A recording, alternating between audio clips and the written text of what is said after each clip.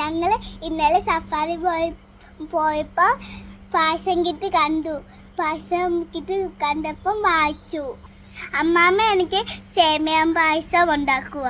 ഞാൻ ഇന്ന് ഒരു സേമിയ പായസം ഉണ്ടാക്കാൻ പോവുകയാണ്. ഒരു ഉരുളി അടുപ്പിൽ വെച്ച് ഗ്യാസ് ഓണാക്കി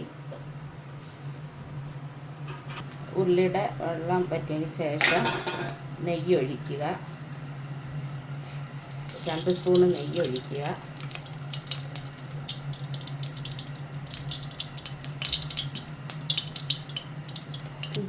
നെയ്യിൽ അണ്ടിപ്പരിപ്പും ബദാം, അണ്ടിപ്പരിപ്പിൻ്റെ പകരം ബദാം ഇതൊക്കെയാണ് മൂപ്പിച്ച് കോരുക.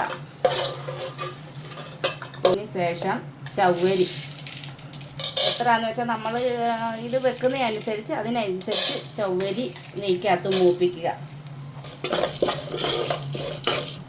ചവ്വരി മൂത്ത് അതിന് ശേഷം സേമിയ ഇടുക.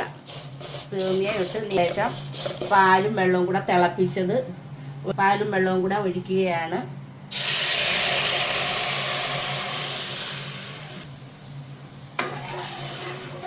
പാലും വെള്ളവും തിളപ്പിച്ചത് ഒഴിച്ച് ഇളക്കി കൊടുത്ത്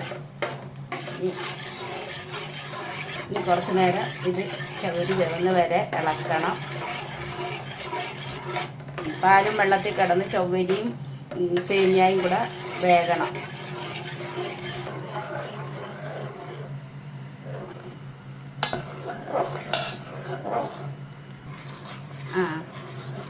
ചവ്വരിയും സേമിയയും വെന്ത് അതിന് ശേഷം ആവശ്യത്തിന് മധുരം ചേർക്കുക. പഞ്ചസാര ഇടുക. അവരവരുടെ മധുരത്തിനനുസരിച്ച് ഇടുക. ഞാനിപ്പോൾ ഇതിൻ്റെ അളവനുസരിച്ച് പഞ്ചസാര ചേർക്കുകയാണ്. പഞ്ചസാര ഇട്ടതിന് ശേഷം ഏലയ്ക്ക പൊടിച്ചത് കുറച്ച് ഇടുകയാണ്.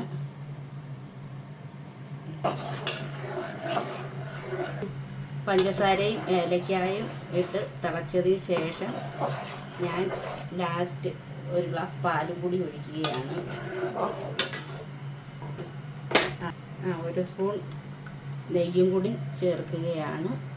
പിന്നെ ശേഷം ഒന്ന് തിളച്ചതിന് ശേഷം സ്റ്റവ് ഓഫ് ചെയ്യുക.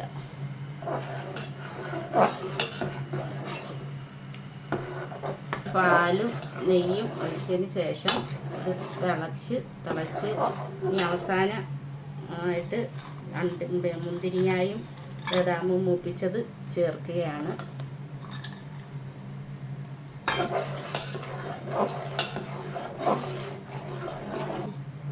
പായസം റെഡിയായി. സ്റ്റവ് ഓഫ് ചെയ്യാൻ പോവാണ്. ഈ പായസത്തിൻ്റെ നല്ല മണം.